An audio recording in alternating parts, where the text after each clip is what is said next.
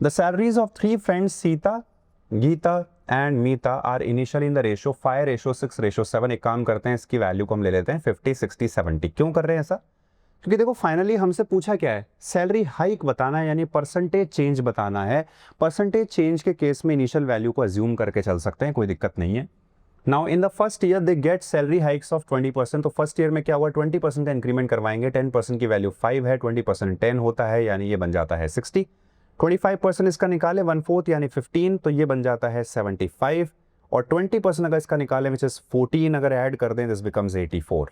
In the second year Sita and Mita get salary hikes of 40% and 25%। तो सीता की salary में 40% का इंक्रीमेंट करवा दो। 10% is 6, 40% will be 24, this becomes 84। And we are talking about Meeta, not Geeta. So Meeta की salary में 25% का इंक्रीमेंट करवा दो। 25% कितना हो जाएगा इसका, अगेन 1/4 लेते हैं 21, 4 + 1 is 5, 8 and 2 10, 105, राइट। क्वेश्चन हमसे पूछा है and the salary of Geeta becomes equal to the mean salary of the 3 friends. इन तीनों का जो एवरेज होगा उसके बराबर इसकी वैल्यू है। Then the salary hike of Gita in the second year will be what. अब आप एक चीज समझो कि गीता की जो सैलरी है वो किसके बराबर है, एवरेज ऑफ द 3 फ्रेंड्स, यानी S + G + M इसका एवरेज। तो 3 से डिवाइड करेंगे, दिस विल बिकम 3G।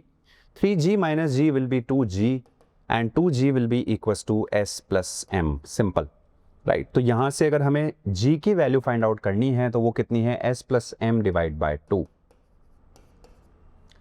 तो 84 + 105, 5 + 4 becomes 9, राइट, एंड 10 + 8 becomes 18, 189/2 यानी 2 9s are 18, 2 4s are 8, 94.5 is the value.